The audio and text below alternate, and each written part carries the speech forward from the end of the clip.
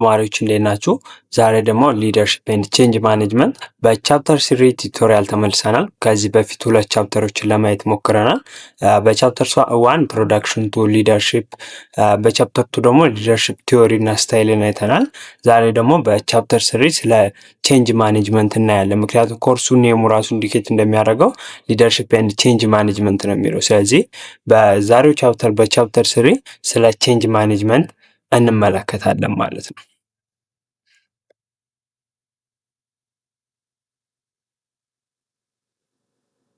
እሺ ስለዚህ በዚህ ቻፕተር ላይ የምናያቸው ዋና ፖይንቶች የመጀመሪያው ኦቨርቪው ኦፍ ቼንጅ ማኔጅመንት እናያለን እንደ ኦቨርቪው። ከዛ ሚኒንግ እና ኢምፕሊኬሽኑን ለማየት እንሞክራለን። የቼንጅ ማኔጅመንትን ፎርስ አሉ ደግሞ አንድን ኦርጋናይዜሽንን ቼንጅ እንዲያመጣ የሚያደርጉ እነሱ ኢንተርናል ኤክስተርናል ፎርሶች አሉ እንመለከታለን። ሌላኛው ደግሞ ኦርጋናይዜሽን ቼንጅ ሲያደርግ የሚከተላቸው ፕሮሰሶች አሉ እነሱንም ለማየት እንሞክራለን። ሌላኛው ሬዚስታንስ ቱ ቼንጅ አለ። አንድ ቼንጅን አለመቀበል ወይም መቃወምም እንዴት ነው የሚለውን እንደ አይነት ሬዚስታንሶች እንዳሉ እንመለከታለን። ሌላኛው እንዴት ነው ማኔጅ የምናደርገው ይህን ሬዚስታንስ ቱ ቼንጅ የሚለውን እንመለከታለን። ፕላንድ ቼንጅ አለ፣ ስትራቴጂ ፎር ፕላንድ ኦርጋናይዜሽናል ቼንጅ የሚሉ ኮንሴፕቶች አሉ እነሱን እናያለን ማለት ነው። ስለዚህ እስከ ቪዲዮ መጨረሻ አብራችሁኝ ቆዩ እና እንደተለመደው ከመጀመራችሁ በፊት ከቻላችሁ ቪፒኤን ብታወርዱልኝ ደስ ይለኛል። ቀላል ነው። ከፕሌይ ስቶር ላይ ቪፒኤን አፕሊኬሽኑን እናወርዳችሁ ኦን ማድረግ ነው። ለእናንተ ምንም አይጎዳችሁ፣ ለእኔ ግን በጣም ነው የሚጠቅመኝ እና ቪፒኤን ስለምታወሩልኝም ከልብ ከልብ አመሰግናለሁ። ወደ ቪዲዮ እንግባ። እሺ አስ ኦቨርቪው ኦፍ ቼንጅ ማኔጅመንትን ለመመልከት እንሞክር። መጀመሪያ ቼንጅ ኢዝ ኢንቫይቴብል ይላል። ነቲንግ ኢዝ ፐርማነንት ኤክሴፕት ዘ ቼንጅ። ስለዚህ ቼንጅ ምንድነው? ለውጥ የማይቀር ነገር ነው። ምንም ሰው ብትሉ፣ ቴክኖሎጂ ብትሉ፣ ኢንቫይሮንመንት ብትሉ፣ ስትራክቸሮች፣ የተለያዩ ነገሮች ይለወጣሉ። ስለዚህ ቼንጅ ኢንቫይቴብል ነው፣ ለውጥ የማይቀር ነገር ነው። ግን ነቲንግ ኢዝ ፐርማነንት ኤክሴፕት ዘ ቼንጅ። ስለዚህ ለውጡን ተከትሎ የሚሄድ ብቻ ነው መቀጠል የሚችለው። ምክንያቱም ምንም ነገር ፐርማነንትሊ መቆየት ስለማይችል ነው የሚለን እዚህ ጋር። ስለዚህ ኢት ኢዝ ኤ ዱቲ ኦፍ ማኔጅመንት ቱ ማኔጅ ቼንጅ ፕሮፐር አሁን አስ ኦርጋናይዜሽን ሌቭል ስናየው፣ ስለዚህ ማኔጅመንቱ ምን አይነት ኃላፊነት ማለት አለበት ማለት ነው? ይህንን ቼንጅ በአግባቡ መቆጣጠር ነው። በኢንቫይሮንመንቱ ላይ ለውጥ ካስፈለገ የኦርጋናይዜሽናል ስትራቴጂያችን ለዛ ቼንጅ ምቹ እንዲሆን ማድረግ፣ የተለያዩ ለውጦች ሲመጡ ከዛ ቼንጅ ጋራ አብሮ በመሄድ ማስቀጠል መቻል አለበት ማኔጅመንቱ። ሌላ ደግሞ ኦርጋናይዜሽን መስት ኪፕ ኤ ክሎዝ ዎች ኦን ዘ ኢንቫይሮንመንት ኤንድ ኢንኮርፖሬት ሲዩቴብል ቼንጅስ ኢፍ ዘ ሲቹዌሽን ሶ ዲማንድ ነው የሚለው። ስለዚህ ኦርጋናይዜሽኖች ምን ማድረግ አለባቸው የሚለው ኢንቫይሮንመንታቸውን በአግባቡ በመከታተል አስፈላጊ ለውጦች ሲመጡ እና ሁኔታውን ለውጥን የሚፈልግ ከሆነ እኛም ኦርጋናይዜሽናችንን በዛ መሰረት እንዲቀጥል ማድረግ ያስፈልገናል ማለት ነው። ኤንድ ቼንጅ ኢዝ ኤ ኮንቲኒየስ ፊኖሚና። ለውጥ ቀጣይነት ያለው ነገር ነው። በአንድ ተወሰነ ጊዜ ላይ ብቻ የሚመጣ ሳይሆን ቀጣይነት ያለው ነው። ስለዚህ ኦርጋናይዜሽናችንን ለዛ ቼንጅ ምቹ አድርገን ቀጣይነት እንዲኖረው መስራት ይጠበቅብናል ማለት ነው።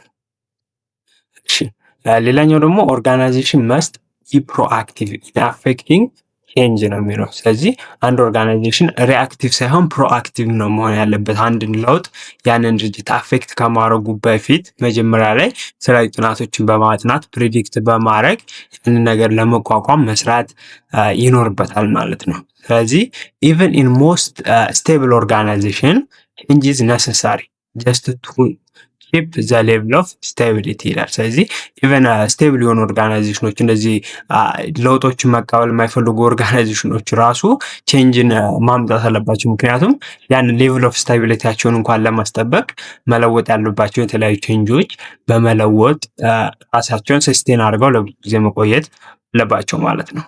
ሌላኛው ማጆር ኢንቫይሮንመንታል ፎርስ which make the change necessary are technology, ማርኬት ፎርስ ኤንድ ሶሾ ኢኮኖሚ ፋክተር። ስለዚህ ዋና የሚባሉ ኢንቫይሮንመንታል ፋክተሮች ለውጥ እንድናመጣ የሚያደርጉን ወይም ለውጥ የሚያመጡ ፋክተሮች ምን አለ? ቴክኖሎጂ አለ። አሁን እያየነው ነው፣ በጣም እየተስፋፋ ያለ ቴክኖሎጂ አለ። ስለዚህ እኛ ከቴክኖሎጂ ጋር አብረን ካልሄድን፣ ስትራቴጂያችን ጎላችን በቴክኖሎጂ መሰረት ካልሄደ ወደኋላ መቅረታችን እና ትርፋማ መሆናችን ይቀራል ማለት ነው። የተለያዩ ማርኬት ፎርሶች አሉ። ለእነሱ ማርኬት ፎርሶችም ተገቢውን ስትራቴጂ በማውጣት መልስ መስጠት አለብን። እና ኢኮኖሚክ እና ሶሻል ፋክተሮችንም ኮንሲደር በማድረግ መስራት አለብን። አለበለዚያ ኦርጋናይዜሽናችን መቀጠል አይችልም ማለት ነው። አሁን እኛ ስለ ኦርጋናይዜሽን ሌቭል ስለምናወራ ነው ዋና ትኩረታችን ኦርጋናይዜሽን ስለሆነ ነው። ኤንድ ሬዚስታንስ ቱ ቼንጅ ኢዝ ኖት ዲዛይሬብል እና አንድ ለውጥ ሪዚስት ማድረግ አለመቀበል ምንድነው ዲዛይረብል አይደለም፣ የሚመከር ወይም ተገቢ አይደለም። ምክንያቱም ለውጥን ካልተቀበልን ወደኋላ ነው የምንጋራው፣ ፕሮፊታብል መሆን አንችልም ማለት ነው። ስለዚህ ሬዚስታንስ ምንድነው ይለናል፣ ኢትስ ኤ ካውንተር ፕሮዳክቲቭ ፎር ግሮዝ ኤንድ ዲስትራክቲቭ ኢን ኔቸር።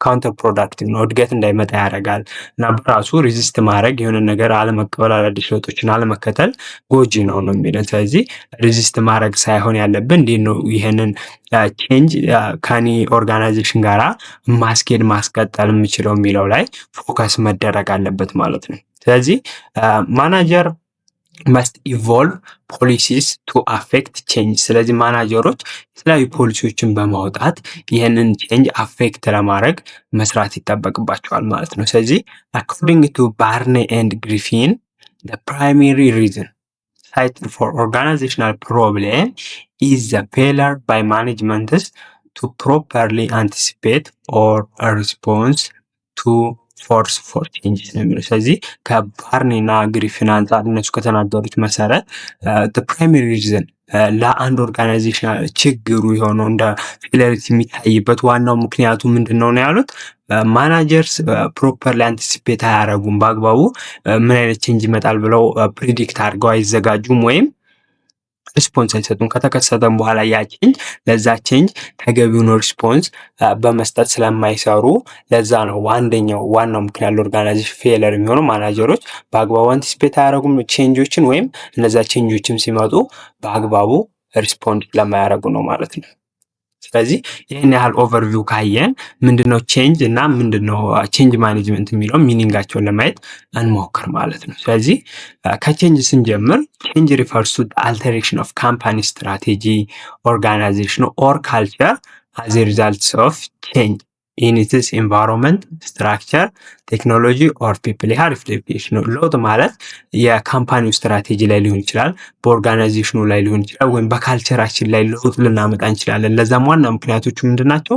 ኢንቫይሮንመንታል ሊሆኑ ይችላሉ፣ ስትራክቸራል ሊሆኑ ይችላሉ፣ ቴክኖሎጂካል ሊሆኑ ይችላሉ፣ ወይም ፒፕል ሊሆኑ ይችላሉ። እነዚህ ፋክተሮች በኋላ በራሳቸው ርዕስ አላቸው እናያቸዋለን።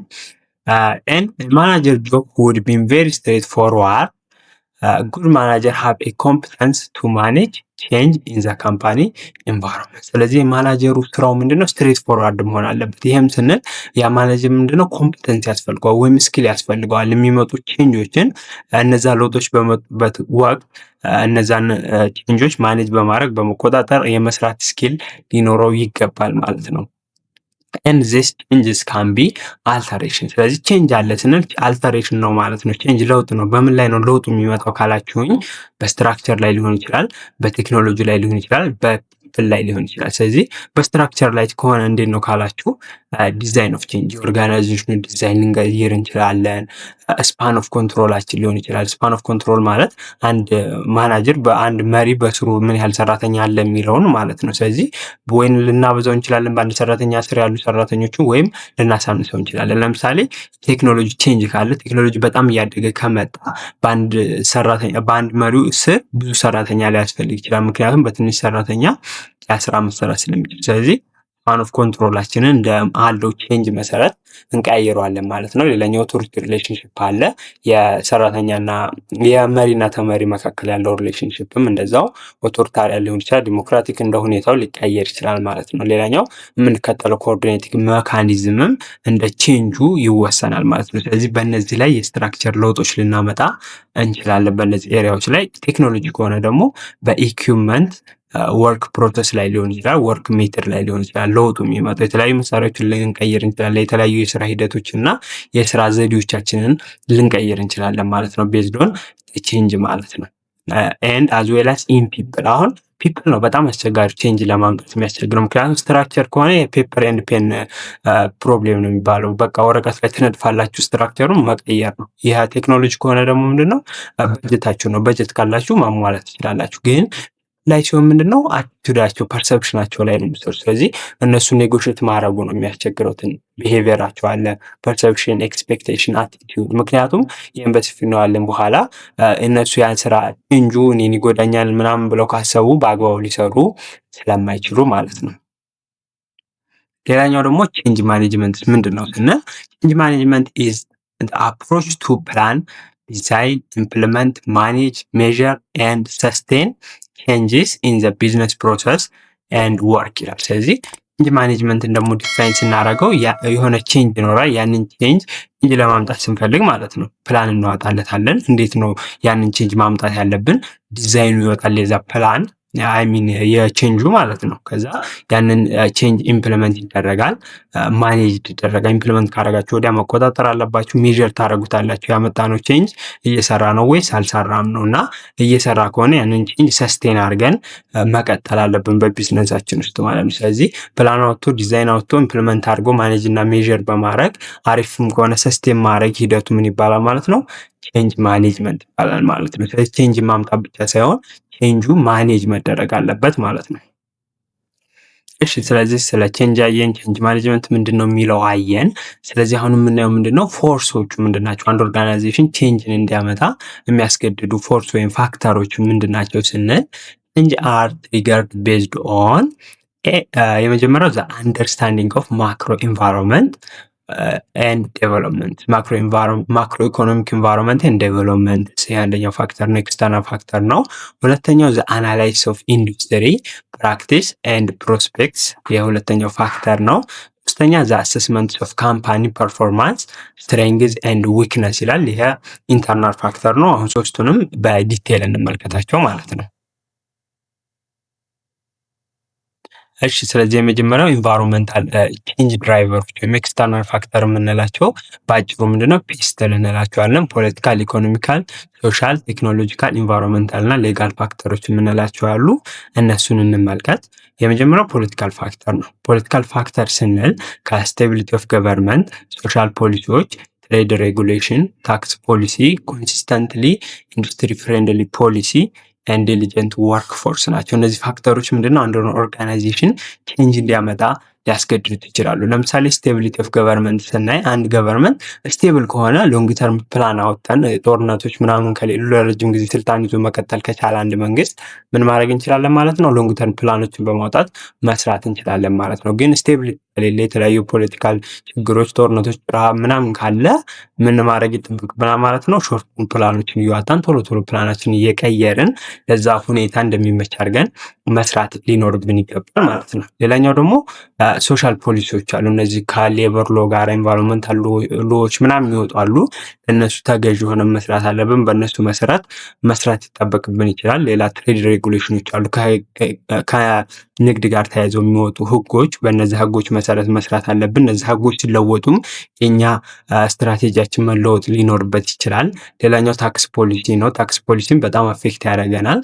ታክስ በጣም ሲጨምርና ታክስ በጣም ሲቀንስ የምንከተለው ስትራቴጂ ይለያያል ማለት ነው። ሌላኛው ኮንሲስተንት የሆነ ኢንዱስትሪ ፍሬንድሊ ፖሊሲ ካለ፣ ኢንዱስትሪ ፍሬንድሊ ስንል መንግስት ኢንዱስትሪዎችን ሰፖርት የሚያደርግ ከሆነ ሞር የሆነ ለእኛ እድል ይኖረዋል እና በዛ ዌይ መስራት እንችላለን ማለት ነው። ሌላኛው ዲሊጀንት ወርክ ፎርስ አለ። ዲሊጀንት ወርክ ፎርስ እንዲኖር ካስፈለገ ደግሞ ሰራተኞቻችን ምን መሆን አለባቸው? ኤክስፒሪየንስድ ኤዱኬትድ መሆን አለባቸው። ስለዚህ እነሱ ላይ ኢንቨስት ልናደርግ እንችላለን። በእነሱ ላይ ቼንጅ ለማምጣት እነሱ ላይ ኢንቨስት አድርገን ትሬኒንጎችን የተለያዩ ማቴሪያሎችን በማሟላት የተለያዩ ትሬኒንጎችን ልንሰጣቸው እንችላለን። ስለዚህ እነዚህ አንዱ የፖለቲካ ፋክተሮች ናቸው። ስለዚህ እነዚህ ፖለቲካ ፋክተሮች በእኛ ኦርጋናይዜሽን ላይ ቼንጅን እንድናመጣ ሊያስገድዱን ይችላሉ ወይም ፎርስ ሊሆኑብን ይችላሉ ማለት ነው።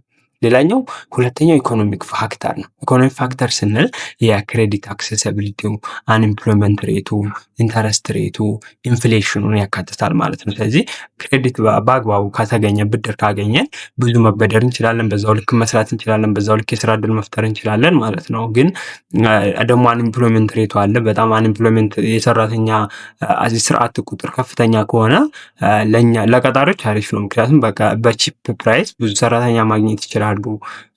ግን አንኤምፕሎይመንት ሬቱ ዝቅተኛ ከሆነ ሰራተኞችን በውድ ዋጋ ለመቅጠር ልንገደድ እንችላለን ማለት ነው። ሌላኛው ኢንተረስት ሬቱ አሪፍ ከሆነ ዝቅተኛ ከሆነ እንበደራለን። ከፍተኛ ኢንተረስት ሬት ካለ ደግሞ ለመበደር ይከብደናል ማለት ነው። ኢንፍሌሽኑም በዛው ልክ ማለት ነው። የፕራይስ የዋጋ ግሽበቱ በጨመረ ቁጥር በእኛ ስትራቴጂ ላይ ኢፌክት ይኖራል። ምክንያቱም ኢንፍሌሽን በጨመረ ቁጥር የእኛንም ፕራይስ እየጨመርን ፕሮፊታችን እንዲጨምር ማድረግ ልንገደድ እንችላለን። ስለዚህ በእኛ ስትራቴጂ ላይ ኢንፍሉዌንስ ስላላቸው በኦርጋናይዜሽን ላይ ቼንጅ ክሬት ለማድረግ አንዱ ኢኮኖሚክ ፋክተር አለ ይሆናል ማለት ነው። ሌላኛው ሶስተኛው ፋክተር ሶሻል ፋክተር ነው። ሶሻል ፋክተር ስናይ የመጀመሪያው ፖፑሌሽን ዲሞግራፊ አለ። ፖፑሌሽን ዲሞግራፊ ስንል ኤጃቸው፣ ኢንካም ሌቭላቸው የተለያየ ፖፑሌሽን ካራክተሪስቲክ አለ፣ እነሱን ያካትታል ማለት ነው። ስለዚህ ለምሳሌ አሁን ኤጂንግ ፖፑሌሽን ከሆነ ያለው በእኛ ኤሪያ ላይ ኤጂንግ ማለት በጣም የገፉ ሰዎች ከሆኑ ያሉት ሞር ምን ላይ ነው ፎከስ የምናደርገው ማለት ነው? ሄልዝ ኬር ላይ ብናተኩር ጥሩ ነው።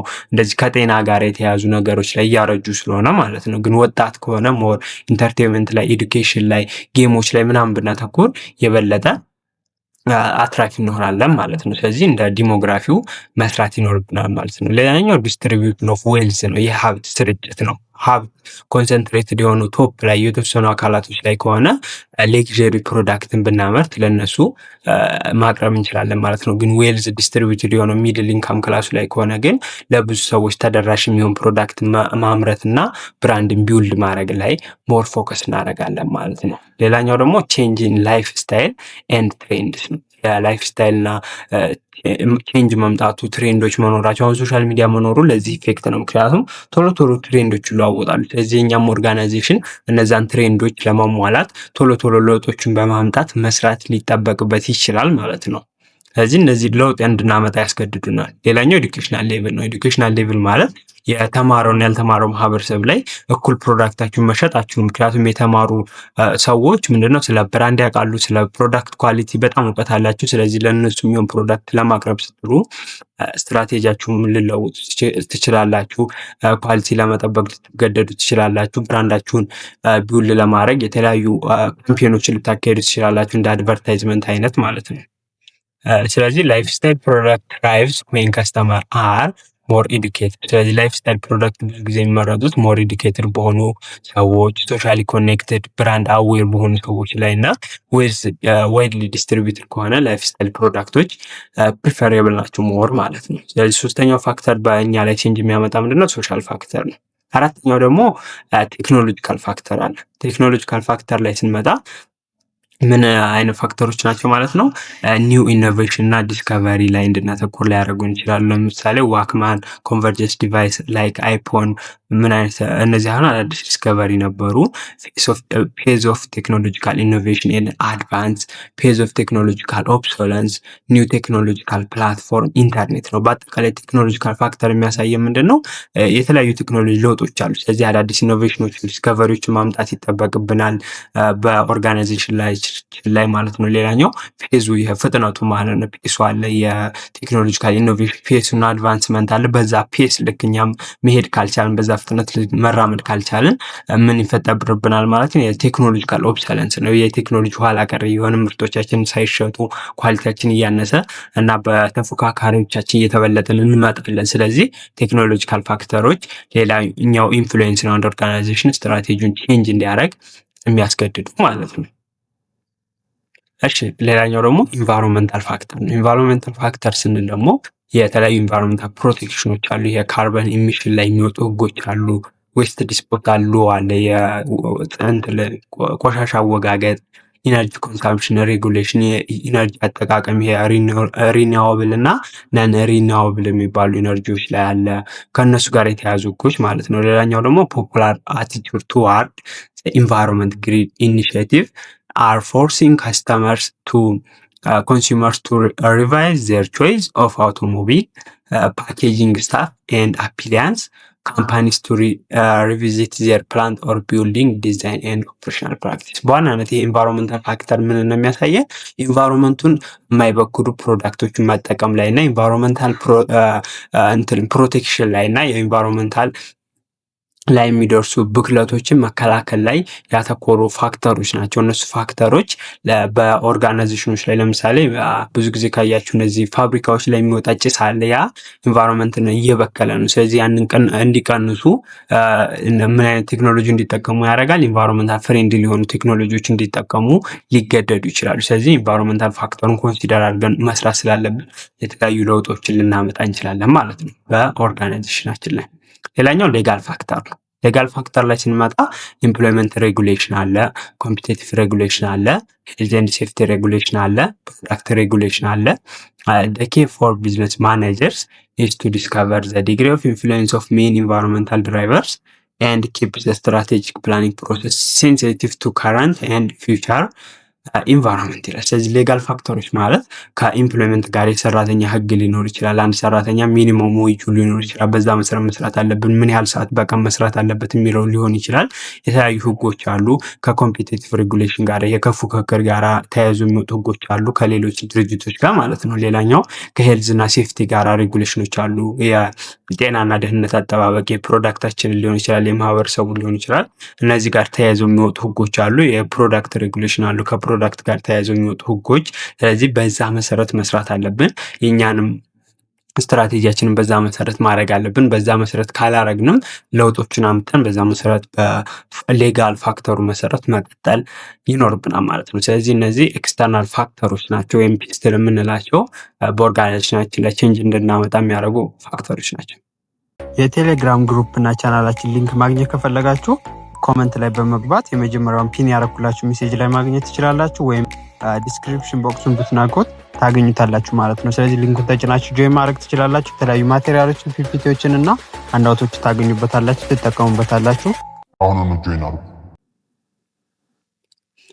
ስለዚህ አሁን ያየናቸው ፋክተር ጀነራል ናቸው። አሁን ደግሞ በኢንዱስትሪ ሌቭል ወይም እኛ ባለንበት በምናመርትበት ኢንዱስትሪ ሌቭል ላይ ደግሞ ስንመጣ ያሉ ፋክተሮች አሉ። እነሱም በኤክስተርናል ፋክተር ውስጥ የሚካተቱት ወደ 5 ፋክተሮች አሉ። እነሱ እንመልከት። የመጀመሪያው ትሪቲ ኦፍ ኒው ኢንትራንት ነው የሚሉት። ትሪቲ ኦፍ ኒው ኢንትራንት ማለት በእኛ የምንሰራበት ኢንዱስትሪ ውስጥ የሚገቡ ድርጅቶች የሚያመጡበት ስጋት አለ። እሱም አንድ ፋክተር ነው ማለት ነው። በእኛ ኦርጋናይዜሽን ላይ ቼንጅ እንድናመጣ የሚያስገድዱ ማለት ነው። ግን እነዚህ አዳዲስ ገቢዎች ኢንፍሉዌንሳቸው የሚወሰነው በተለያዩ ፋክተሮች ነው፣ በእኛ ላይ ኢንፍሉዌንስ ማሳደራቸው ማለት ነው። ለምሳሌ ዲፔንድ ኢኮኖሚ ኦፍ ስኬል አለ። ኢኮኖሚ ኦፍ ስኬል ማለት እኛ በአንድ ፕሮዳክት በትንሽ ፕራይስ በሎ ኮስት አምርተን መሸጥ ከቻልን ምንድነው በእኛ ላይ ብዙ ኢፌክት አይኖርብንም። ምክንያቱም ኢኮኖሚ ኦፍ ስኬል አለ። እነሱ አዲስ ገቢ ስለሆኑ ኮስትን በአግባቡ በመቆጣጠር በትንሽ ዋጋ ማምረት አይችሉም። ስለዚህ ኢፌክት እንዳያመጡብን ያደርጋል። ሌላኛው ደግሞ ካፒታል ኢንቨስትመንት ሪኳየርመንት፣ አንድ ቢዝነስ ለመግባት የሚያስፈልገው ካፒታል ማለት ነው። ስለዚህ እኛ ያለንበት ቢዝነስ ላይ የሆነ ድርጅት ለመግባት ቢፈልግና ብዙ ካፒታል ካስፈለገው ያን ያህል ላያሰጋን ይችላል። ለመግባት ላይችሉ ይችላሉ፣ ምክንያቱም ካፒታሉ ሊከብዳቸው ስለሚችል። ግን በቀላሉ መግባት ከተቻለ በእኛ ድርጅት ላይ ኢንፍሉዌንስ መፍጠር ይችላሉ ማለት ነው። ሌላኛው ደግሞ ከስተመር ስዊቺንግ ኮስት ነው። ከስተመር ስዊቺንግ ኮስት ማለት ደግሞ አንድ ከስተመር ከኛ ድርጅት ወደ ሌላ ቢሄድ ምን ያህል ኮስት ያስወጥቷል ወይም ተጨማሪ ኮስት ይመጣበታል የሚለውን የሚያሳየን። ስለዚህ ይህ ምንድነው ሌላኛው ፋክተር ነው። በቀላሉ ስዊች ማድረግ ከቻለ ወደ ሌላው በእኛ ላይ ኢፌክት አላቸው ማለት ነው። እነዛ ድርጅቶች ግን ካላረገ በእኛ ላይ ኢፌክት አይኖራቸውም ማለት ነው። ሌላኛው አክሰስ ቱ ኢንዱስትሪ ዲስትሪቢዩሽን ቻናል፣ በቀላሉ የዲስትሪቢዩሽን ቻናሎችን ወይም ሰፕላየሮች ማግኘት ከተቻለ በእኛ ላይ ኢፌክት ይፈጥሩብናል። አክሰስ ቱ ቴክኖሎጂ፣ አክሰስ ቱ ቴክኖሎጂ ማለት እኛ የምንሰራባቸው ቴክኖሎጂዎች ይኖራሉ። እነሱም በቀላል ዋጋ በውድ ሳይሆን ማግኘት ከቻሉ ኢንፍሉዌንስ ሊፈጥሩብን ይችላሉ፣ አዳዲስ ገቢዎች ማለት ነው። ሌላኛው ብራንድ ሎያልቲያችን፣ ብራንድ ሎያልቲያችን ወሳኝ ነው። በጣም ታማኝ የሆነ ብራንድ ከሆነ ምንም አዳዲስ ድርጅቶች ቢገቡ አያሰጋንም። ለምሳሌ አፕል በጣም በብራንዱ ይታወቃል። ስለዚህ እሱ ብዙ የሞባይል ፋብሪካዎች አሉ። አሁንም ሌሎችም ቢገቡ አዳዲስ የሞባይል ብራንዶች አያሰጋውም፣ ምክንያቱም አንድ ብራንዱን ቢውልድ ስላደረገና ብራንዱም ሎያል ስለሆነ። ሌላኛው ደግሞ ዘ ላይክሊሁድ ኦፍ ሪታሊዬሽን ፍሮም ኤግዚስቲንግ ኢንዱስትሪ ፕሌየር ነው። የላይክሊሁድ ኦፍ ሪታሊዬሽን ማለት የተለያዩ ስትራቴጂዎች አሉ የምንከተላቸው አዳዲስ ገቢዎችን ለመከላከል ወይም በእኛ ላይ ኢንፍሉዌንስ እንዳያደርጉ። ለምሳሌ ፕራይስ ዋር ሊሆን ይችላል። ፕራይስ ዋር ከሆነ ምንድነው በዝቅተኛ ዋጋ ከኮስታችን በታች እንኳን ፕራይሱን በማድረግ እነሱ እንዲወጡ ማድረግ ሊሆን ይችላል። ከፍተኛ የማርኬቲንግ ካምፓይን ልናካሄድ እንችላለን። የአድቨርታይዝመንት በማስተዋወቅ እንዳይበልጡ ልናደርግ እንችላለን። ወይም ከሰፕላየሮች ጋራ ለእኛ ብቻ እንዲያቀርቡ ልንነጋገር እንችላለን። በዚህ ወይ እና በተለያዩ ዌዎች እነሱን መገደብ ላይ ነው ይሄ ላይክሊሁድ ኦፍ ሪታይሌሽን የምንለው ማለት ነው። እና ሬጉሌሽኖቹ ከህጎች ምናምን ለመግባት በጣም አስቸጋሪ ከሆኑ ብዙ ፕሮሰሶች ማለፍ ካለብን የገቨርንመንት ሬጉሌሽኖች ምንድነው በቀላሉ መግባት አይችሉም። ስለዚህ እነዚህ የዘረዘርናቸው ፋክተሮች በአንድ ድርጅት ላይ የሆነ አዲስ ኢንትሪ ሲገባ ያለውን ኢፌክት ያሳያሉ ማለት ነው። ስለዚህ እነዚህ ፋክተሮች ኮንሲደር መደረግ አለባቸው፣ ኢፌክቱን ይወስናሉ። ስለዚህ ሪት ኦፍ ኒው ኢንትራንት ሜይ ኮምፔል ዘ ካምፓኒ ቱ ኢንቨንት ኢን ኤ ቼንጅ ኢኒሺዬቲቭ ሶ አስ ቱ ኢንክሪዝ ኢንትሪ ባሪየር። ስለዚህ አንድ ድርጅት ምንድነው ትሪቲ ኦፍ ኢንትራንቱ በጣም እንዳያሰጉት ከፈለገ አዳዲስ ገቢዎች ምንድነው የተለያዩ ቼንጆችን በማምጣት ኢንትሪውንም ማክበድ ያለበት ራሱንም አሪፍ የሆነ ስም መገንባትና አዳዲስ ገቢዎች ቢገቡም እንዳይፎካከሩት ለማድረግ ሲል የተለያዩ ቼንጆችን በኦርጋናይዜሽን ውስጥ ያስተዋውቃል ማለት ነው። ሁለተኛው ደግሞ ትሪቲ ኦፍ ሰብስቲቱት ስንል ለእኛ ፕሮዳክት ሌላ ተተኪ ፕሮዳክት ማለት ነው። ስለዚህ ይህም ስጋት ሊፈጥር ይችላል። ስለዚህ ስጋቱም ይሄ የሚወሰነው ትሪቱ በምንድን ነው? ዲፔንድ ኦን ዘ ኳሊቲ ኦፍ ሰብስቲቱት፣ ባየር ዊሊንግነስ ቱ ሰብስቲቱት፣ ሪላቲቭ ፕራይስ ኤንድ ፐርፎርማንስ ኦፍ ሰብስቲቱት፣ ኮስት ኦፍ ስዊቺንግ ቱ ሰብስቲቱት ነው ማለት ነው። ስለዚህ ኳሊቲ ኦፍ ሰብስቲቱት ስንል እኛም ፕሮዳክት የሚተካው ሌላኛው ፕሮዳክት ጥራቱ ከኛው ፕሮዳክት ጥራት ይበልጣል አይበልጥም የሚለው አንዱ ፋክተር ነው። ሌላኛው ባየር ዊሊንግነስ ቱ ሰብስቲቱት፣ የባየሮቹ ፈቃደኝነት ከኛ ፕሮዳክት ይልቅ አዲሱን ፕሮዳክት ወይም የኛም ፕሮዳክት ሰብስቲቱት የመምረጥ ፈቃደኝነታቸውም ሌላኛው ተጽዕኖ አለው በእኛ ላይ ኢንፍሉዌንስ ሊኖራቸው። ሌላኛው ደግሞ ሪላቲቭ ፕራይስ ኤንድ ፐርፎርማንስ ኦፍ ሰብስቲቱሽን፣ አዲሱ ፕሮዳክት ፕራይሱ እና ፐርፎርማንስ ወይም ኳሊቲው ምን ይመስላል ከኛ ይበልጣል አይበልጥ የሚለውም አንዱ ፋክተር ነው። ሌላኛው ደግሞ ኮስት ኦፍ ስዊቺንግ ቱ ሰብስቲቱት፣ ለተቀናቃኛችን ወይ ለእኛ ፕሮዳክት ተቀያሪ ፕሮዳክት ሲሄዱ ደንበኞች ምን ያህል ኮስት ያስወጣቸዋል። በቀላሉ መሄድ ከቻሉ ኢንፍሉዌንስ ይኖራል በእኛ ላይ። በቀላሉ ግን እዛ መሄድ ካልቻሉ ወይም ብዙ ኮስት የሚያስወጣቸው ከሆነ ከኛ በተጨማሪ ምን ይሆናል ማለት ነው ለእኛ ስጋት አይሆኑም ማለት ነው፣ ትሪቲ ኦፍ ሰብስቲቱሽኖቹ ማለት ነው። ስለዚህ ትሪቲ ኦፍ ሰብስቲቱት ሜይ ሊድ ቱ ቼንጅ ኢኒሺዬቲቭ ዛት ድራይቭ አፕ ዘ ፐርፎርማንስ ኦፍ ዘ ፕራይስ ፊውቸር ኦፍ ዘ ፕሮዳክት ኤንድ ሰርቪስ ዴልት ባይ ዘ ካምፓኒ። ስለዚህ ያ ካምፓኒ ይሄ ትሪቲ ኦፍ ሰብስቲቱሽን ካለበት ምን ያደርጋል ማለት ነው? ፐርፎርማንሱን ማሻሻል ወይም የፕሮዳክቱን ኳሊቲ መጨመር እና በተመጣጣኝ ፕራይስ ማቅረብ ላይ መስራት ይጠበቅበታል ማለት ነው። ስለዚህ ሁለተኛው ፋክተር ትሪቲ ኦፍ ሰብስቲቱሽን ነው። ሶስተኛው ፋክተር ባርጌኒንግ ፓወር ኦፍ ሰፕላየር። ባርጌኒንግ ፓወር ኦፍ ሰፕላየር ስንል የሰፕላየሮች ፓወርም በእኛ ላይ ኢንፍሉዌንስ ይኖረዋል ማለት ነው። ለምሳሌ ይሄ ደግሞ ምን ላይ ይወሰናል? ኢት ዲፔንድ ኦን ዘ ኮንሰንትሬሽን ኦፍ ሰፕላየር፣ ብራንዲንግ ኦፍ ሰፕላየር፣ ፕሮፊታቢሊቲ ኦፍ ሰፕላየር፣ ፎርዋርድ ኢንተግሬሽን ባይ ሰፕላየር፣ ሮል ኦፍ ኳሊቲ ኤንድ ሰርቪስ፣ ሪላቲቭ ፖዚሽን ኦፍ ከስተመር፣ ስዊቺንግ ኮስት። ስለዚህ ኮንሰንትሬሽን ኦፍ ሰፕላየር ስንል ምንድነው? ብዙ ሰፕላየር ካለ እንደ ልባችን መምረጥ እንችላለን። ስለዚህ ሰፕላየሮች በእኛ ላይ ኢፌክት አይኖራቸውም። ብራንዲንግ ኦፍ ሰፕላየሮቹ በጣም ብራንድ ካላቸው ታዋቂ ከሆኑ አሪፍ ፕሮዳክት ማቅረብ የሚችሉ ከሆኑ በተመጣጣኝ ዋጋ በእኛ ላይ ኢፌክት ይኖራቸዋል። ስለዚህ ፓወር ያገኛሉ ማለት ነው። ሌላኛው ፕሮፊታቢሊቲ ኦፍ ሰፕላየር፣ ትርፋማነታቸው በጣም ትርፋማ ከሆኑ ከነዚህ ሰፕላየሮች ጋር ዕቃ ለመግዛት ውድ ዋጋ ይጠይቁናል ማለት ነው። ሌላኛው ፎርዋርድ ኢንተግሬሽን ባይ ሰፕላየር፣ አንዳንድ ጊዜ ሰፕላየሮች በጣም ትርፋማ እየሆኑ ሲመጡ ያንን ፕሮዳክት ራሳቸው አምርተው መሸጥ ይጀምራሉ። ስለዚህ በዛ ጊዜ የእኛ ተፎካካሪ ይሆናሉ ማለት ነው። ይሄ ነው ፎርዋርድ ኢንተግሬሽን ማለት። ሌላኛው ደግሞ ሮል ኦፍ ኳሊቲ ኤንድ ሰርቪስ፣ ኳሊቲ የሚያቀርቡት ኳሊቲ እና ሰርቪስም ወሳኝ ነው። አሪፍ ኳሊቲ እና ሰርቪስ ካቀረቡ በእኛ ላይ ፓወር ይኖራቸዋል ማለት ነው። ሌላኛው ሪላቲቭ ፖዚሽን ኦፍ ከስተመር፣ የከስተመር ፖዚሽን፣ ብዙ ከስተመር ካለን ቶሎ ቶሎ ማድረስ ስላለብን ሰፕላየር ላይ ኢንፍሉዌንስ ይኖራቸዋል በእኛ ላይ። ግን ትንሽ ከስተመር ካለን ያን ያህል ኢንፍሉዌንስ አይፈጥሩብንም ማለት ነው ሰፕላየሮቹ። ኤንድ ስዊቺንግ ኮስት ስንል ከአንዱ ሰፕላየር ወደ ሌላ ሰፕላየር መሄድ ብዙ ወጪ ካስወጣንም በእኛ ላይ ኢንፍሉዌንስ ይኖራቸዋል ማለት ነው። ስለዚህ በእነዚህ ፋክተሮች መሰረት ሰፕላየሮች በእኛ ላይ ፓወር ሊኖራቸው ኢንፍሉዌንስ ሊኖራቸው ይችላል። ስለዚህ ሃየር ባርጌኒንግ ፓወር ኦፍ ሰፕላየር ሜይ ፎርስ ካምፓኒ ቱ ኮንሲደር ቼንጅ ዛት ሬዲዩስ ኢት ቢዝነስ ሪስክስ ዱ ቱ ሪላቲቭ ዊክ ፖዚሽን አስ ኤ ባየር። ስለዚህ ባርጌኒንግ ፓወር ካላቸው እነዚህ ሰፕላየሮች በእኛ ላይ ተጽዕኖ መፍጠር ከቻሉ የተለያዩ ለውጦችን ማምጣት አለብን። ምክንያቱም በእኛ ቢዝነስ ላይ ሪስክ ሊያመጣ ስለሚችል ያንን ሪስክ ለመቀነስ የተለያዩ ቼንጆችን መከተል ሊኖርብን ይችላል ማለት ነው።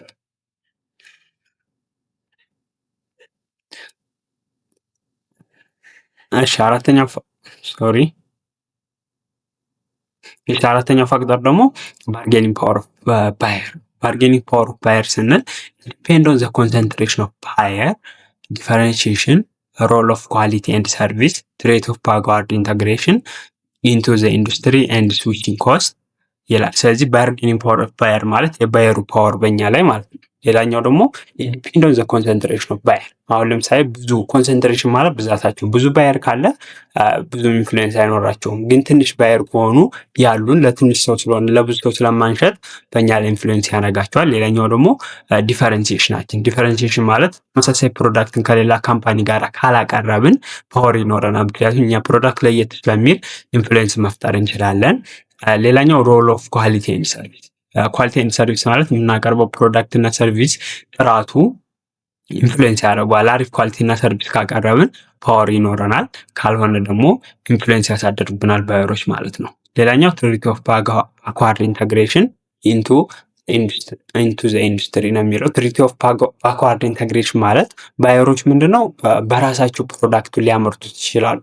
ምክንያቱም ሰፕላየሩ ዋጋ ሊጨምርባቸው ስለሚችል፣ ለምሳሌ ቴስላ የሆነ ሰዓት ላይ ባትሪ ከሌሎች ቴስላ መኪና ካምፓኒ ነው፣ ከሌሎች ፋብሪካዎች ላይ ነበረ የመኪና ባትሪ የሚያስገጥመው። ግን ፕራይስ እየጨመሩበት ስላስቸገሩት የራሱን ባትሪ ፋብሪካ ከፍቶ ራሱ ባትሪውን እያመረተ መጠቀም ጀመረ ማለት ነው። ስለዚህ ባክዋርድ ኢንተግሬሽን ማለት ምንድነው? ራሳቸው ባየሮች ፕራይሱ ከበዛባቸው ራሳቸው ማምረት ሊገቡ ይችላሉ ማለት ነው። ስለዚህ ሃየር ባርጌኒንግ ፓወር ኦፍ ባየር ሜይ ሞቲቬት ዘ ካምፓኒ ቱ ዳይቨርሲፋይ ዘ ከስተመር ፔዝ ኢምፕሩቭ ዲፈረንሺዬቲንግ ፊውቸር ኦፍ ዘ ፕሮዳክት ኤንድ ካት ኮስት ቱ ሬዲዩስ ፕራይስ ነው የሚለው። ስለዚህ ከፍተኛ ባርጌኒንግ ፓወር ካላቸው ባየሮች ምን ያደርጉናል? እኛ ሞቲቬት ያደርጉናል።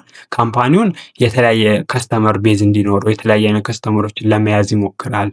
ፕሮዳክት ፊውቸሩን ዲፈረንሺዬት ያደርጋል እና ኮስትን በመቀነስ ፕራይስን ሬዲዩስ ያደርጋል ማለት ነው። ባየሩ ባርጌኒንግ ፓወር ካለው ማለት ነው። የመጨረሻው ፋክተር ደግሞ በኢንዱስትሪ ሌቭል ማን ነው? ሪቫለሪ ኢንተንሲቲ ኦፍ ሪቫለሪ ኢት ዲፔንድ ኦን ዘ ስትራክቸር ኦፍ ኮምፒቲሽን ፍራግመንትድ ኦር ኮንሰንትሬትድ ዘ ስትራክቸር ኦፍ ኢንዱስትሪ ኮስት ዲግሪ ኦፍ ፕሮዳክት ዲፈረንሲዬሽን ስዊቺንግ ኮስት ስትራቴጂክ ኦብጀክቲቭ ኤንድ ኤግዚት ባሪየር። ስለዚህ ኢንተንሲቲ ኦፍ ሪቫለሪ ማለት ኮምፒቲሽኑ ምን ያህል ነው፣ ኢንተንሲቲዎቹም ኢፌክት ይኖረዋል ማለት ነው። ለምሳሌ ዲፔንድ ኦን ዘ ስትራክቸር ኦፍ ኮምፒቲሽን። የኮምፒቲሽኑ ስትራክቸር ለምሳሌ ፍራግመንትድ ከሆነ በጣም ብዙ ስሞል የሆኑ ኦርጋናይዜሽኖች ይኖራሉ። ስለዚህ ስሞል የሆኑ ኦርጋናይዜሽኖች ስለሆኑ በፕራይስ ነው በጣም ኮምፒቲሽን የሚኖራቸው፣ ምክንያቱም ዶሚኔት አድርጎ በፕራይሱ ላይ ኢንፍሉዌንስ መፍጠር የሚችል ድርጅት ስለሌለ ማለት ነው። ስለዚህ ሌላኛው ደግሞ ኮንሰንትሬትድ ሊሆን ይችላል። ኮንሰንትሬትድ ከሆነ ደግሞ ምንድነው የተወሰኑ ጂያንት ትላልቅ ካምፓኒዎች መካከል ነው። ለምሳሌ በኮካኮላ እና በፔፕሲ በቢንግ እና በኤርባስ መካከል ያለው ኮምፒቲሽን ማለት ነው። ስለዚህ እነዚህ ፕራይስ ላይ ኢንፍሉዌንስ ይኖራቸዋል። ስለዚህ ካልኩሌትድ የሆነ ፉክክር ነው ያለው በእነዚህ ላይ ማለት ነው። ምክንያቱም በፕራይስ ሳይሆን ከፕራይስ ውጪ በአድቨርታይዝመንት ምናምን ነው እነዚህ ፉክክራቸው ማለት ነው። ስለዚህ ኮምፒቲሽኑ እንደ ስትራክቸሩ ይወሰናል። እንደ ዘ ስትራክቸር ኦፍ ኢንዱስትሪ ኮስት ያ የምንገባበት ኢንዱስትሪ ኮስቱ በጣም ውድ ከሆነ ፉክክሩ ያን ያህል አይሆንም፣ ምክንያቱም ብዙ ካምፓኒዎች ስለማይገቡ። ዲግሪ ኦፍ ፕሮዳክት ዲፈረንሲዬሽን። ዲግሪ ኦፍ ፕሮዳክት ዲፈረንሲዬሽን ማለት የተለያየ ፕሮዳክት ከሆነ የሚያመርቱት እነዚያ ድርጅቶች ያን ያህል አይፎካከሩ፣ ምክንያቱም ፕሮዳክታቸው የተለያየ ባህሪ ስላለው ማለት ነው።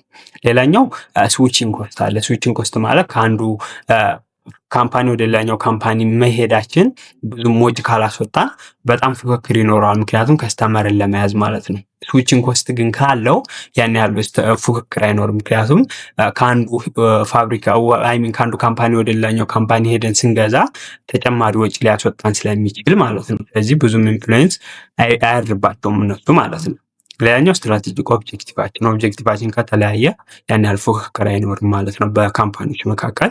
ኤንድ ኤግዚት ባሪየር። ኤግዚት ባሪየር ስንል አንዳንድ ጊዜ ኤግዚት ባሪየር ከሌለ ምንድነው ኤግዚት ባሪየር ካለ በቀላሉ መውጣት ካልቻሉ በጣም ኮምፒት ነው የሚያደርጉት። ምክንያቱም በቀላሉ መውጣት አይችሉም። ኢቭን ፕሮፊት እያገኙ ባይሆን እንኳን ይፎካከራሉ ማለት ነው። ስለዚህ ኤግዚት ባሪየርም ኢንፍሉዌንስ አለው። ስለዚህ ኢት ኢዝ ኳይት ኮመን ፎር ኤ ካምፓኒ ቱ ቼንጅ ኢትስ ዴሊቨሪ ፕሮሰስ፣ ፕሮሞሽናል ኤንድ ዲስትሪቢዩሽን ፕራክቲስ፣ ፕራይሲንግ ኤንድ ፕሮዳክት ሶ አስ ቱ ሪስፖንድ ቱ ሪቫል ፖዚሽን ኦፍ ኮምፒውተር። ስለዚህ በጣም ፉክክር ካለ ካምፓኒዎች ምን ያደርጋሉ ማለት ነው? የዴሊቨሪ ፕሮሰሳቸውን ይለውጣሉ፣ የፕሮሞሽን ስትራቴጂያቸውን፣ የዲስትሪቢዩሽን ፕራክቲሳቸውን፣ ፕራይሳቸውን እና ፕሮዳክቱንም ሊለውጡት ይችላሉ ማለት ነው። ይህን ሪቫል ፖዚሽኑን ለመቀየር ማለት ነው። ስለዚህ እነዚህ 5 ፋክተሮች በኢንዱስትሪ ሌቭል አንድ ኦርጋናይዜሽን ቼንጅ እንዲያመጣ የሚያደርጉ ናቸው ማለት ነው።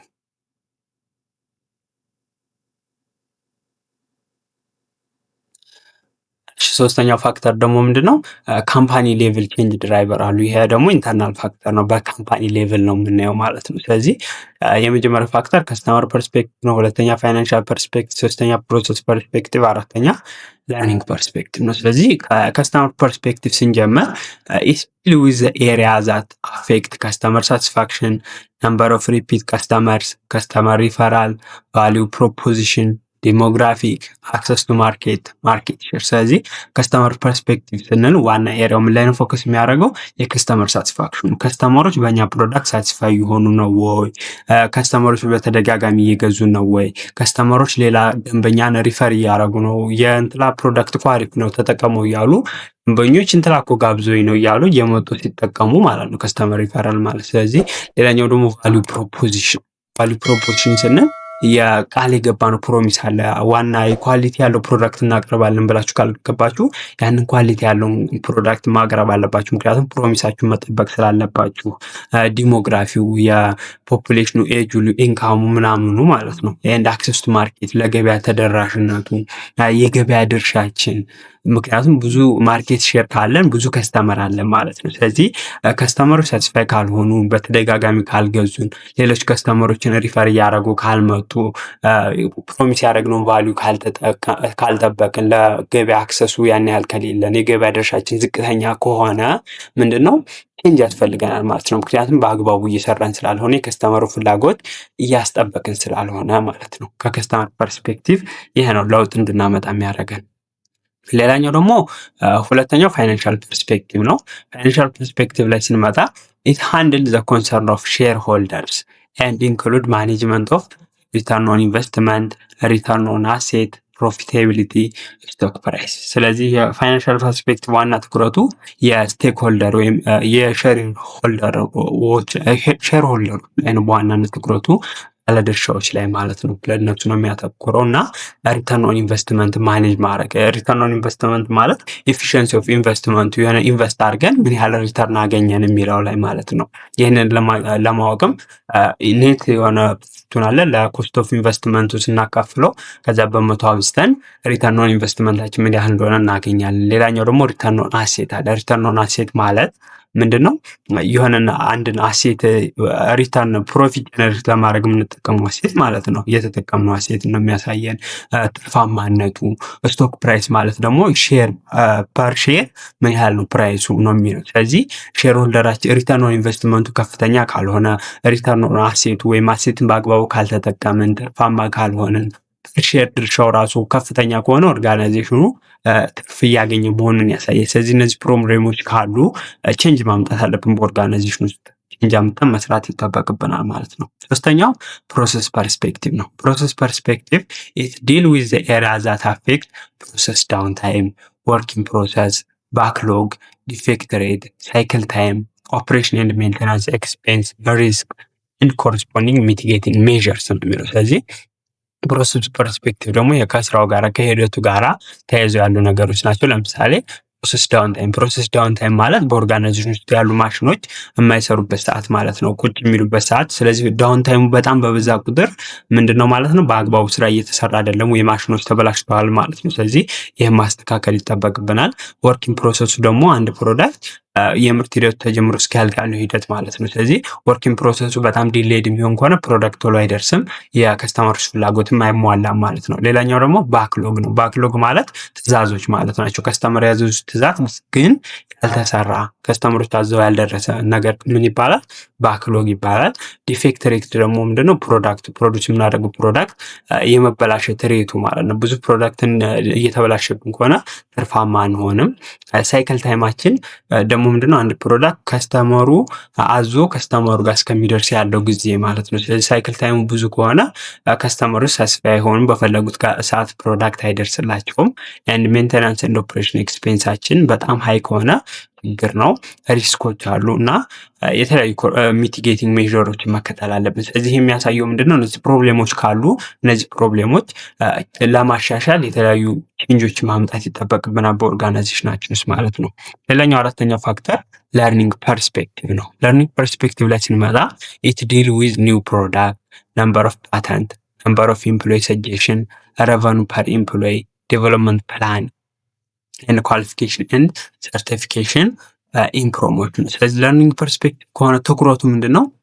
ኒው ፕሮዳክት ላይ ነው፣ አዳዲስ ፕሮዳክትን ማምጣት ላይ። ይህንን ለማድረግ ደግሞ ለርን ማድረግ አለብን። አሁን ያለው ፕሮዳክት እንዴት ነው የሚሰሩት? ስለዚህ አዳዲስ ፕሮዳክቶች እንዴት ነው ዴቨሎፕ ማድረግ ያለብን የሚለውን ሪሰርቾችን ዴቨሎፕመንቶችን እየሰራን አዳዲስ ፕሮዳክቶችን ማምጣት አለብን። ነምበር ኦፍ ፓተንት ማለት ባለቤትነት የሆነ የፈጠራ ባለቤትነት ነው። ስለዚህ ብዙ ፓተንት ካለው ያ ድርጅት ብዙ ፈጠራዎችን ፈጥሯል። ይህንን ለማድረግ ደግሞ ለርኒንግ ፐርስፔክቲቭን ተከትሏል ማለት ነው። ኤንድ ነምበር ኦፍ ኤምፕሎይ ሰጀሽን፣ ሰራተኞች ምን ያህል ሰጀስት ያደርጋሉ፣ እንደዚህ መሰራት አለበት፣ እንደዚህ መሆን አለበት፣ እንደዚህ ብንቀይሩት ምናምን እያሉ ሰጀስት የሚያደርጉ ከሆነ ለርን እያደረጉ ነው ከኢንቫይሮንመንቱ ከስራው ከሚሰሩት ስራ ማለት ነው። ኤንድ ረቨኑ ፐር ኤምፕሎይ ማለት አንድ ሰራተኛ በጣም ከፍተኛ የምትከፍሉት ከሆነ በጣም ኤክስፒሪየንስድ ነው፣ በጣም ኤዱኬትድ ነው፣ በጣም ስኪል አለው ማለት ነው። ይህም ለርኒንግ ፐርስፔክቲቫችንን ያሳያል፣ የድርጅታችንን ኤንድ ዴቨሎፕመንት ፕላን የእድገት እቅዶች ይህንን ለማሻሻል አቅደናል፣ ይህንን ለመስራት ምናምን እያለ የምናወጣቸው ማለት ነው። ኤንድ ኳሊፊኬሽን ኦር ሰርቲፊኬሽን ኢን ፕሮሞሽን ነው። ሰራተኞች ምን ያህል ኳሊፋየር ናቸው፣ ምን ያህል ሰርቲፋየር ናቸው ፕሮሞት ለማግኘት የሚለው ለርኒንግ ፐርስፔክቲቭ ነው። ባጭሩ ኦርጋናይዜሽን ምን ያህል ኤዱኬትድ ስኪል የሆኑ ሰዎች አሉት ነው እና ለውጦችን ለማምጣት የሚተጉ የሚለው ላይ ያሳያል ማለት ነው። ስለዚህ ለርን የሚያደርጉ በጣም ራሳቸውን ስኪላቸውን ክህሎታቸውን ለማሻሻል የሚሰሩ ሰራተኞች ካሉ ኦርጋናይዜሽኑ አዳዲስ ፕሮዳክቶችን አዳዲስ ፓተንቶችን ማምጣት ይችላል በተዘዋዋሪ። ስለዚህ ኤምፕሎዮቹ ፐር ኤምፕሎይ አሪፍ የሆነ ረቨኑ ማግኘት ይችላሉ። ኳሊፊኬሽናቸው፣ ሰርቲፊኬሽናቸው ኤንድ በኦርጋናይዜሽን ውስጥ ያላቸው ፕሮሞሽንም እየጨመረ ይመጣል ማለት ነው። እነዚህ ኢንተርናል ፋክተሮች ናቸው በኦርጋናይዜሽኑ ላይ ቼንጅ እንድናመጣ የሚያደርጉን ማለት ነው። እሺ ቀጣይ ደግሞ የምናየው ቤኒፊት ኤንድ ሲግኒፊካንስ ኦፍ ቼንጅ ማኔጅመንት ነው። ስለዚህ አንደርስታንዲንግ ኢንቫይሮንመንት እንድናደርግ ይጠቅመናል ቼንጅ ማኔጅመንት። ምክንያቱም አንድን ቼንጅ ማኔጅ ለማድረግ ስንል ኢንቫይሮንመንታችንን ለመረዳት እንገደዳለን። ለምሳሌ ማህበረሰቡ ገቨርንመንትን፣ ከስተመርን፣ ማህበረሰቡ ምን ይፈልጋል፣ ገቨርንመንትን ህጎቹ ምን ይመስላሉ፣ ከስተመርስ ምንድን ነው እንዲሟላለት የሚፈልገው ምናምን የሚለውን ስለምናጥና ማለት ነው። ሁለተኛ ኦብጀክቲቭ ስትራቴጂ ፎርሙሌትን ኤንድ ኢምፕሊሜንቴሽን፣ በአግባቡ ኦብጀክቲቫችንን እናወጣለን፣ ስትራቴጂን ፎርሙሌት አድርገን ኢምፕሊመንት ማድረግ እንችላለን ማለት ነው። ሌላኛው ዴቨሎፕ ኮምፒቲቲቭ አድቫንቴጅ። ስለዚህ ቼንጅ ማኔጅመንት ጥቅሙ ምንድነው? በአግባቡ ቼንጅ ማኔጅ ለማድረግ ስንል ምንድነው ከሌሎች ኮምፒውተራችን የሚለየን አድቫንቴጃችን የሚለውን በማተኮር ያንን ከሌሎች የሚነጥለን አድቫንቴጅ ዴቨሎፕ አድርገን እንድንሰራ ያስችለናል ቼንጅ ማኔጅመንት ማድረጋችን። ሌላኛው ደግሞ ኢምፕሎዮቻችን ሰራተኞቻችን ትሬንድ እንዲሆኑ፣ ሃይ ፐርፎርሚንግ ወርክ ፕራክቲስ እንዲኖር፣ ሪላያብል ኦርጋናይዜሽን እንዲሆን ያስችለናል። ምክንያቱም ያንን ቼንጅ በአግባቡ ለመቆጣጠር ማለት ነው። ቴክኖሎጂ ኢሹዎች ላይ ፎከስ እንድናደርግ፣ ምክንያቱም አንድ ኦርጋናይዜሽን ቴክኖሎጂ ተከትሎ ካልቀጠለ ለውጥ ማምጣት ስለማይችል ማለት ነው። ሌላኛው ደግሞ ግሎባላይዜሽን። ግሎባላይዜሽን ላይ ስንመጣ ደግሞ የተለያዩ ለውጦችን ለማምጣት ካለው ግሎባላይዜሽን ስልጣኔውን ተከትለን መስራት ስለሚጠበቅብን ማለት ነው። ቀጣይ ደግሞ የምንመለከተው ሬዚስታንስ ቱ ቼንጅ ነው። አንድ ኦርጋናይዜሽን ቼንጅን ሪዚስት እንዲያደርግ የሚያደርጉ ፋክተሮች አሉ። ለምሳሌ ኢንዲቪዥዋል ሶርስ ኦፍ ሬዚስታንስ አለ፣ ኦርጋናይዜሽን ሶርስ ኦፍ ሬዚስታንስ አለ። በኢንዲቪዥዋል ሌቭልም ሬዚስት እንዲያደርግ የሚያደርጉ ፋክተሮች አሉ። በኦርጋናይዜሽን ሌቭልስ ምንድነው ሬዚስት እንዲያደርጉ ፋክተራቸው ስንል መጀመሪያ በኢንዲቪዥዋል ሌቭል ስንመለከት ፊር ነው የወደፊቱ ስለማይታወቅ ቼንጁን መቀበል አይፈልጉም። ምክንያቱም በዛው በድሮም ነው የሚያውቁ ሲስተም ስለሆነ በዛው መቀጠል ስለሚፈልጉ ነው። ሁለተኛ ሰልፍ ኢንተረስት፣ አዳዲስ ለውጦች ሲመጡ ሰልፍ ኢንተረስታችንን ላያስጠብቁልን ይችላሉ። በድሮ ወይ ላንጠቀም እንችላለን። ስለዚህ ሰልፍ ኢንተረስታችንን ይጎዳል ብለው ስለሚያስቡ ለውጥን ሪዚስት ለማድረግ ይፈልጋሉ ብዙ ሰዎች። ኤንድ ሀቢት ነው ሶስተኛው ፋክተር ሀቢት ነው። ሀቢት ስንል አንድ ሰራተኛ የለመዱ ሀቢት አለ፣ በየቀኑ የሚሰራው ስራ፣ ያንን ስራ በጣም ለምዶታል። ስለዚህ ለውጥ ካስፈለገ ለውጡ ደግሞ ምንድነው አዳዲስ ሀቢትን ቢውልድ ማድረግ ሊጠይቅ ይችላል። ስለዚህ ያ ሰውዬ በፊት በለመደው ወይ መስራት ስለማይችል ያንን ሀቢቱን መለወጥ ሊገደድ ስለሚችል ሪዚስት ማድረግ ይፈልጋል ማለት ነው አንዳንድ ጊዜ። ሌላኛው ፐርሰናሊቲ ኮንፍሊክት ነው። አዲስ የሚመጡ ለውጦች ከኛ ስብዕና ወጣ ያሉ ከኛ ስብዕና ጋራ ኮንፍሊክት የሚያደርጉ ሊሆኑ ይችላሉ። ስለዚህ እሱን መቀበል ሊከብደን ይችላል። ስለዚህ ሪዚስት ልናደርግ እንችላለን ለውጡን ማለት ነው። ሌላኛው ዲፈሪንግ ፐርሰፕሽን ነው። የተለያየ አመለካከት ሊኖረን ይችላል አዳዲስ ለውጦች ሲመጡ። ስለዚህ እነዛ የተለያዩ ፐርሰፕሽኖች ደግሞ ሪዚስት ለማድረጋችን እንደ ምክንያት ሊጠቀሱ ይችላሉ። ሌላኛ ጀነራል ሚስትረስት ነው። አዳዲስ ለውጦችን ሚስትረስ አለማመን ነው። እነዛ ለውጦች በእኛ ላይ ለውጥ ያመጣሉ፣ በዛው ብንቀጥል ጥሩ ነው፣ ኢፌክቲቭ ነው፣ ፕሮዳክቲቭ እንሆናለን የሚለው አስተማማኝ ላይሆን ይችላል ማለት ነው። ሌላኛው ሶሻል ዲስትራፕሽን ነው። ማህበረሰቡ መካከል ችግሮችን ሊፈጥር ይችላል። ምክንያቱም ከማህበሩ ያፈነገጠ ነገር ሊሆን ይችላል አዳዲሱ ቼንጅ መከተል ያለብን ነገር። ስለዚህ በዚህ እነዚህ ምክንያቶች እና ከዚህ ውጭ ባልተዘረዘሩ ምክንያቶች ምክንያት አንድ ኢንዲቪዥዋል ምንድነው ሪዚስት ሊያደርግ ይችላል የተለያዩ ለውጦችን ማለት ነው። ሌላኛው አስ ኦርጋናይዜሽን ሌቭል ስንመለከተው ሬዚስታንስን ደግሞ ምንድነው አንደኛው ስትራክቸራል ኢነርሺያ ነው። አንድ ሰው እንዲቃወም የሚያደርገው ለምሳሌ መካኒዝም ኤንድ ሬጉሌሽን ኢስታብሊሽድ ቢፎር፣ ከአሁን በፊት የተመሰረቱ ስትራክቸሮች አሉ፣ በዛ ውስጥ ያሉ መካኒዝሞች፣ በዛ ውስጥ ያሉ ሬጉሌሽኖች አሉ። ስለዚህ በዛ መሰረት መስራት ሲፈልግ አንድ ኦርጋናይዜሽን ሬዚስት ሊያደርግ ይችላል ማለት ነው ለውጥ። ያኛው ግሩፕ ኖርም ነው። ግሩፕ ኖርም ስንል እንደ ሰራተኛ በግሩፕ ኖርም መሰረት መስራት ሊገደድ ይችላል። ስለዚህ የኦርጋናይዜሽን የግሩፕ ኖርም ይቃረናል ብሎ ካሰበ አዲሱ ለውጥ ላይቀበሉ ይችላል ማለት ነው። ሌላኛው ሬዚስታንስ የሚሆን ፋክተር ምንድነው? ሬዚስታንስ ኦርጋናይዜሽናል ካልቸር፣ የኦርጋናይዜሽኑ ካልቸር አሁን ያለውን ካልቸር የሚቃወም ነገር ነው ብሎ ካሰቡ አዲሱ ለውጥ ላይቀበሉት ይችላሉ። ሌላኛው ፋክተር ትሪት ኤንድ ፓወር፣ አሁን ያለውን ስልጣናችንን የሚያሰጋ ከሆነ አዲሱ ቼንጅ ሲመጣ ፓወራችንን የምናጣ ከሆነ ኦርጋናይዜሽኑ ላይቀበሉ ይችላል። ትሪት ኤንድ ኤክስፐርታይዝ፣ አሁን ያላችሁን የስኪል ሌቭል ብዙ ጊዜ አሁን ይሄ በቴክኖሎጂ ምክንያት የቴክኖሎጂ ሌቭሎች ሲመጡ አሁን ያላችሁ ስኪል ሌቭል ስጋት ውስጥ ይገባል። ምክንያቱም አዲስን ቴክኖሎጂ አክሰስ ማድረግ የሚችል እውቀት ስለሌላችሁ በዛ ምክንያት የኦርጋናይዜሽን ላይቀበሉ ይችላል ማለት ነው ያንን ቼንጅ። ኤንድ ትሪት ኤንድ ሪሶርስ አሎኬሽን፣ አዲስ ቼንጅ ሲመጣ ያላችሁን ሪሶርስ በአግባቡ ማዳረስ ካልቻላችሁ ያንን ለውጥ ላትቀበሉ ትችላላችሁ አሳን ኦርጋናይዜሽን ማለት ነው። ስለዚህ እነዚህ ኢንዲቪዥዋል እና ኦርጋናይዜሽናል ፋክተሮች አንድን ቼንጅ ሪዚስት እንድናደርግ እንደ ምክንያት ሊጠቀሱ ይችላሉ ማለት ነው። አሳይመንቶችን ለመስራት በቂ ጊዜ ከሌላችሁና አሳይመንቶቹ ካስቸገራችሁ ልንረዳችሁ ዝግጁ ነን እና ከስር ባስቀመጥኩላችሁ ስልክ ቁጥር በመደወል ልታገኙ ትችላላችሁ፣ ወይም የቴሌግራም ግሩፕ ላይ ዲኤም ብታደርጉልኝ ታገኙ ትችላላችሁ ማለት ነው። ስለዚህ ከትምህርትና ከትምህርት ጋር የተያዙ እርዳታዎችና አሳይመንቶች እርዳታ ከፈለጋችሁ ልናገለግላችሁ ዝግጁ ነን።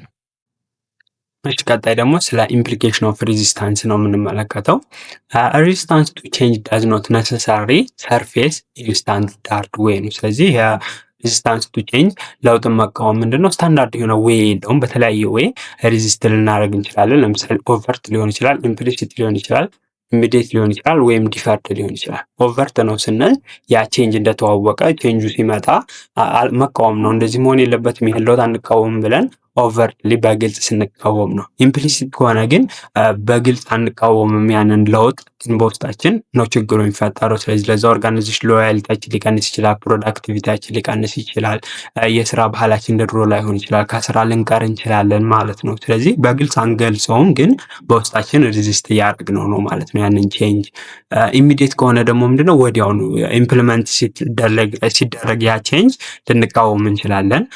ዲፈርድ ከሆነ ደግሞ ምንድነው ነው ኢምፕሊሜንት ከተደረገ ከወር ከሳምንት ምናምን በኋላ ስራው ከጀመረ በኋላ ልንቃወም እንችላለን። ስለዚህ በጣም አስቸጋሪ የሚሆኑት ሬዚስታንሶች ማን ናቸው ማለት ነው? ዲፈርድ እና ኢምፕሊሲት ናቸው ማለት ነው።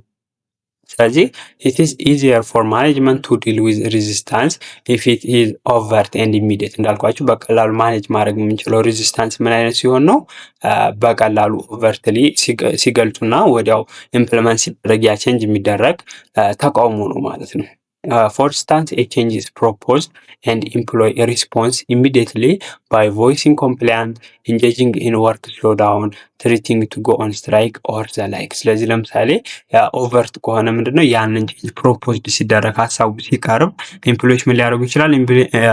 ያው ኢሚዲየትሊ ድምጻቸውን በማሰማት ሊቃወሙ ይችላሉ። ስራቸውን ላለመስራት ሊገደዱ ይችላሉ። አመጾችን ሊያስነሱ ይችላሉ። እነዚህ አይነት ወይ ከሆነ ኦቨርት ነው፣ በግልጽ ልንቃወም እንችላለን ማለት ነው። ግን the greater challenge is managing resistance that is implicit or deferred ነው። በጣም አስቸጋሪ የሚሆነው ግን ሬዚስታንስ ምንድነው? ኢምፕሊሲት ወይም ዲፈርድ ከሆነ ነው። በውስጣቸው ከያዙት ያንን እንትሉን ሬዚስታንሳቸውን ካልገለጹ ወይም ቼንጁ ከመጣ ወዲያ ከሆነ የሚመጣው ሬዚስታንስ በጣም አስቸጋሪ ነው። ኢምፕሊሲት ሬዚስታንስ ኢፈርት አር ሞር ሰብት። እነዚህ ኢምፕሊሲት ሬዚስታንሶች በጣም ከባድ ናቸው። ምክንያቱም ሎያሊቲያችን ሊሆን ይችላል ሉዝ የሚያደርጉት የኦርጋናይዜሽኑ ሞቲቬሽናቸው ስለሆነ ሉዝ የሚያደርገው ኤንድ ኢንክሪዝ ኤረር ኦር ሚስቴክ፣ በስራ ላይ የሚሰሩት ስህተት ሊጨምር ይችላል። ኤንድ አብሴንቲዝም ሊቀሩ ይችላሉ፣ አመመኝ እያሉ ምናምን ማለት ነው፣ ምክንያት ሊያበዙ ይችላሉ። ስለዚህ በጣም አስቸጋሪ ነው ይሄ ኢምፕሊሲት ሬዚስታንስ ለመቆጣጠር ማለት ነው። ስለዚህ እንዴት ነው ሬዚስታንስ ቱ ቼንጅ አዳዲስ ለውጦች ሲመጡ ሰራተኞቻችን ሬዚስት እንዳያደርጉ እንዴት ነው ይሄንን ለውጥ ሬዚስት እንዳያደርጉ መቆጣጠር የምንችለው ወይም ማኔጅ የምናደርገው ስንል አንደኛ ኮሚኒኬት ኢፌክቲቭሊ ነው። በአግባቡ በማውራት እንደዚህ ነው አዲሱ ለውጥ፣ ይሄንን ካረግን እንደዚህ ይከሰታል፣ እናንተም ይሄን አድቫንቴጅ ታገኛላችሁ ምናምን እያልን በአግባቡ ማስረዳት። ኤንድ ፓርቲሲፔቲቭ ዲሲሽን ሜኪንግ፣ ያንን ቼንጅ ስናመጣ ሁሉንም ያካተተ ዲሞክራቲክ የሆነ ዲሲሽን ሜኪንግ ማካሄድ፣ ይህም አንዱ ነው ሬዚስታንስ ቱ ቼንጅ ለመቆጣጠር። ሌላኛው ኔጎሽዬሽን ነው፣ ድርድሮችን ስምምነቶችን ማካሄድ። አዲስ ለውጥ ከመጣ እናንተ ይሄን ጥቅም ታገኛላችሁ ምናምን እያለን ከነሱ ጋር ኔጎሽዬት ለማድረግ መሞከር። ኤንድ ፕሮቫይዲንግ ሰፖርት፣ አዳዲስ ቼንጆች ሲመጡ አዳዲስ ነገር ስለሆኑ እርዳታ ይፈልጋሉ፣ ሰራተኞችም ሰፖርት መስጠት አስፈላጊ ነው። አንዳንድ ጊዜም ኮምፒቴሽን ኤንድ ማኒፑሌሽንን የማታለል ዘዴዎችን ልንጠቀም እንችላለን። ብዙ ጊዜ እንደዚህ የምንጠቀመው ምንድን የሆነ ያመጡትን ሰዎች ለእነሱ የሆነ ፕሪቪሌጅ በመስጠት ያንን አመጻቸው እንዲያቆሙና እንዲሰሩ ማድረግ ማለት ነው። ስለዚህ የሆነ ያመፀውን ሰውዬ ትሄዱና ይሄን ጥቅም ታገኛለህ ምናምን እያላችሁ ማስማማት ማለት ነው። ምክንያቱም ያ ሰውዬ ማመፁ ከቀጠለ በሌሎች ላይም ተሰራጭቶ አመፁ ሊስፋፋ ስለሚችል ማለት ነው። በኦርጋናይዜሽኑ ወይም ኮሄርሽን የሆነ ቅጣት ልትከተሉ ትችላላችሁ። ይህንን ነገር ካልሰራ እንጁን ካልተቀበል ከኦርጋናይዜሽኑ ልትባረር ልትወጣ ትችላለህ ብላችሁ ማስፈራራትም ትችላላችሁ። ምክንያቱም ኦርጋናይዜሽኑ ፓወር ስላለው ይሄን የማድረግ ማለት ነው። ሌላኛው ደግሞ ሬዚስታንስ ማኔጅ የምናደርግባቸው ወዮችን ነው የምናየው። አንደኛው ፕሮአክቲቭ ነው፣ ሁለተኛው ሪአክቲቭ ነው። ፕሮአክቲቭ ሬዚስታንስ ከሆነ ማኔጅመንት ኢንቮልቭ ሲስተማቲካሊ አይደንቲፋይንግ ዌር ሬዚስታንስ ማይት ካም ፍሮም ኤንድ ዋት ኢት ማይት ሉክ ላይክ። ስለዚህ የፕሮአክቲቭ ከሆነ ሬዚስታንሱን ቼንጁ ከመፈጸሙ በፊት የሚደረግ ቅድመ ጥንቃቄ ነው ሬዚስታንስ ማኔጅ ለማድረግ። ስለዚህ ይሄ ደግሞ በአግባቡ ምን መለየት ነው ሬዚስታንሱ ማን ነው ይሄን ሬዚስታንስ የሚያነሳው በድርጅት ውስጥ እና ምን አይነት ሬዚስታንስ ሊመጣ ይችላል፣ ኦቨርት ነው፣ ኢሚዲየት ነው፣ ፈርድ ነው ምናምን የሚሉት ኢምፕሊሲት ነው የሚለውን ለመለየት መሞከር አለብን ቀድመን ማለት ነው። ከዛ ዘቲም አይደንቲፋይ ክሪቲካል ጋፕስ ኤንድ ፖሲብል ፖይንት ኦፍ ሬዚስታንስ ኤንድ አድሬስ ዘም ቢፎር ዘ ኢቨን መርጅ ነው የሚለው። ስለዚህ ቲሙ ምን ማድረግ አለበት? ክሪቲካል የሆኑ ጋፖችን ፖሲብል የሆኑ የሬዚስታንስ ፖይንቶችን በመለየት እነዛን ፖይንቶች አድሬስ ማድረግ አለበት ኢመርጅ ከመሆኑ በፊት ማለት ነው። ለምሳሌ ሰራተኞች የሚፈሩት አዲሱ ቼንጅ ከመጣ ወዲያ ያንን የመስራት ስኪሉ ኒዮሎጂ የለኝም ብለው ከሆነ የሚያስቡት ትሬኒንግ ማዘጋጀት፣ በጣም ስራ ጫና ይበዛብናል ከሆነ ብለው የሚያስቡት ደሞዝ መጨመር፣ እንደዚህ እያለን የተለያዩ መፍትሄዎችን ማዘጋጀት አለብን ቀድመን ማለት ነው ሰራተኞች እንዳይቃወሙ።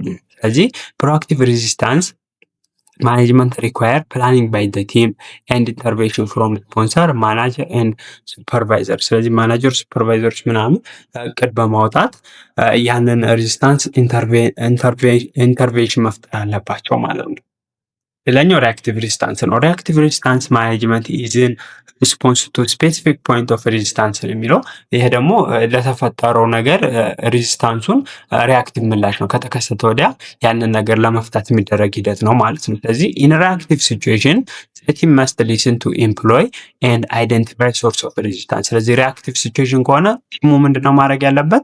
ኤምፕሎዮችን ማዳመጥ ነው። ምንድነው ችግራቸው፣ ምንድነው የሚፈልጉት በማለት ሶርስ ኦፍ ሬዚስታንሱን በመለየት ለዛ ችግር መፍትሄ ለመስጠት የሚደረግበት ሂደት ነው። ስለዚህ ስፔሲፊክ አክሽን ስቴፕ ሹድ ቢ ዴቨሎፕድ ኮሚኒኬትድ ኤንድ ኢምፕሊመንት። ስለዚህ የሆነ ስፔሲፊክ አክሽን ዴቨሎፕ አድርገን ለነሱ ነግረን ያንን አክሽን ኢምፕሊመንት ማድረግ አለብን። ስለዚህ ሪአክቲቭ ከሆነ ከተፈጠረ በኋላ ነው ሬዚስታንሱን ለመቋቋም የምንሞክረው። ፕሮአክቲቭ ከሆነ ደግሞ ያ ሬዚስታንስ ከመፈጠሩ በፊት ማኔጅ ለማድረግ የሚደረግበት ሂደት ነው ማለት ነው። ቀጣይ የቼንጅ ማኔጅመንት ፕሮሰስን በአጭሩ ለማየት እንሞክራለን። ፌዞች አሉ። ሶስተኛ የመጀመሪያው ፌዝ ፕሪፔሪንግ ፎር ቼንጅ ነው። ለቼንጅ መዘጋጀት ነው። ፕሪፓሬሽን አለ፣ አሰስመንት እናካሄዳለን፣ ስትራቴጂ ዴቨሎፕ እናደርጋለን። ሁለተኛው ፌዝ ደግሞ ቼንጆች ማኔጅ ማድረግ ነው። የዚህ ላይ ደግሞ ዲቴል ፕላን በማውጣት ቼንጃችንን ማኔጅ ማድረግ እና ኢምፕሊመንት የምናደርግበት ሂደት ነው ማለት ነው። ሶስተኛው ፌዝ ላይ ስንመጣ ደግሞ ሬንፎርሲንግ ቼንጅ ነው። ሬንፎርሲንግ ቼንጅ ማለት ዳታን ጋዘር በማድረግ ኮሬክቲቭ አክሽኖች ካስፈለጉ ኮሬክቲቭ አክሽኖችን መውሰድ፣ ሪኮግናይዝ የሚደረጉ ነገሮችን ሪኮግናይዝ በማድረግ መስራት ላይ ያተኮራል ማለት ነው። ስለዚህ በአጭሩ እዚህ ጋር ስንመለከተው በዲቴል ፌዝ ዋን ላይ ፕሪፔር ፎር ቼንጅ ነው፣ ለለውጥ መዘጋጀት ነው። የዚህ ጋር የምናደርገው ምንድን ነው? ዲፋይን የቼንጅ ማኔጅመንት ስትራቴጂያችንን ዲፋይን እናደርጋለን። ፕሪፔር ዩር ቼንጅ ማኔጅመንት ቲማችንን እናዘጋጃለን ለዛ ቼንጅ ማኔጅመንቱን የሚሰራውን ቲምን ማለት ነው። ከዛ ስፖንሰርሽፕ ሞዴሎችን ዴቨሎፕ እናደርጋለን። ከዛ ሁለተኛው ደግሞ ማኔጂንግ ቼንጅ ለውጥን መቆጣጠር ነው። እዚህ ጋር ደግሞ ዴቨሎፕ ቼንጅ ማኔጅመንት ፕላን እናወጣለን። ቴክ አክሽን እና ኢምፕሊመንት ፕላን እናደርጋለን ማለት ነው ፌዝ ቱ ላይ። ፌዝ ስሪ ላይ ስንመጣ ደግሞ ሬንፎርስ ቼንጅን ሬንፎርስ ነው። ይህንን ስናደርግ ደግሞ ኮሌክት እና አናላይዝ ማድረግ ነው። ፊድባኮችን ዲያግኖስ ጋፖችን እና ማኔጅ ሬዚስታንሶች እናደርጋለን በዚህ ስቴፕ ላይ እና ኮሬክቲቭ አክሽኖች ኢምፕሊመንት ማድረግ እና አሪፍ ቼንጁ ከሰራ ሰለብሬት ማድረግ ይሆናል ሰክሰሳችን ማለት ነው። ስለዚህ ቼንጅ ማኔጅመንት ፕሮሰስ በዚህ በሶስት ፌዞች ይካተታል ማለት ነው። ለቼንጁ ፕሪፔር እናደርጋለን፣ ቼንጅ ማኔጅ እናደርጋለን፣ ከዛ ደግሞ ሪንፎርስ እናደርጋለን ቼንጁን ማለት ነው። ስለዚህ ለዛሬ ይዤላችሁ የመጣሁት ቻፕተር 3 ኦቨርቪው ኦፍ ቼንጅ ማኔጅመንት ይህን ይመስላል ማለት ነው። ስለዚህ እስካሁን አብራችሁን ከቆያችሁ ቪዲዮ ተመችቷችኋል ማለት ነው። ላይክ፣ ሼር፣ ሰብስክራይብ ማድረግ እንዳይረሳ። በቀጣይ በቻፕተር 4 እና በሌሎች ቪዲዮዎች እስከምንገናኝ መልካም ጊዜ ይሆንላችሁ። ቻው።